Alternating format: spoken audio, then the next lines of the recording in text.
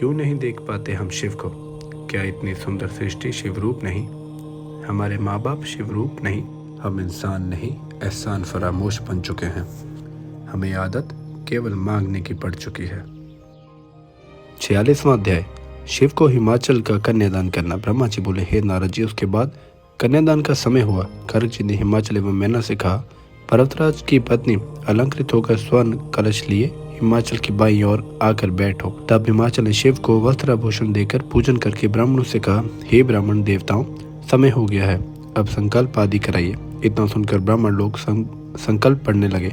हिमाचल जी ने सदाशिव से कहा, हे शंभु, आप अपना गोत्र, प्रवर, कुल, नाम, वेद, शाखा आदि सब कुछ ब्राह्मणों को कह दें, जिससे ये संकल्प में पड़े। यह सुनकर महादेव जी तो विचार में पड़ गए।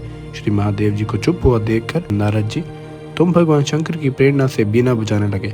इसमें हिमाचल ने भी तुम्हें रोका नहीं। हे नारद जी, तुमने हिमाचल से कहा, हे हिमाचल, आप क्या मूर्खता कर रहे हो? भगवान शंकर से गोत्र आदि पूछते हो, इसमें क्या अपमान है?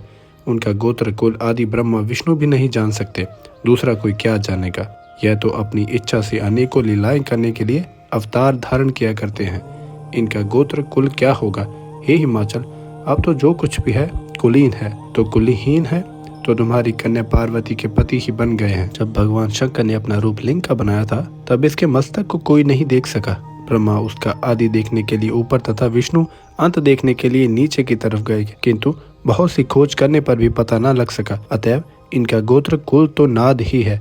शिव स्वयं नादमय है और नादमय स्वयं शिव है। इन दोनों में कोई भेद नहीं। हे नारद जी, इधर देवता एवं ऋषि आश्चर्य में पड़े हुए जय जयकार करने लगे। तब पर्वतों की बात सुनकर हिमाचल विधि पूर्वक कन्यादान करने लगे। प्रतिज्ञा संकल्प करते हुए हिमाचल ने कहा, हे सकल ईश्वर सदाशिव, आपको मैं अपनी कन्यादान करता हूँ। आप इसे धर्मपत्नी के रूप में स्वीकार करें। इस प्रकार कहकर जल तथा कन्या का हाथ सदाशिव के हाथ में अर्पण कर दिया। तब सदाशिव भी वेद वचनानुसार मंत्र बोलते हुए श्री पार्वती जी का हाथ लेकर पृथ्वी को स्पर्श करते हुए लौकिक रीति दिखाकर प्रसन्नता पूर्वक पढ़ने लगे। अब चारों ओर जय जयकार की ध्वनि गूंज उठी। गंधर्व जन गाने लगे, अप्सराएं नृत्य करने लगी। ब्रह्मा, विष्णु, इंद्र आदि अति प्रसन्न हुए। रत्न जटित स्वर्ण के आभूषण तथा पात्र एवं दूध देने वाली बहुत सुंदर सजी जवान लाख गायें, सजे सजाए सुंदर 100 घोड़े श्री महादेव जी को दिए गए। हिमाचल द्वारा 1 करोड़ हाथी, सोने तथा जवाहरातों से जड़ी हुई 1 करोड़ रथ, यह सब दहेज में दिए।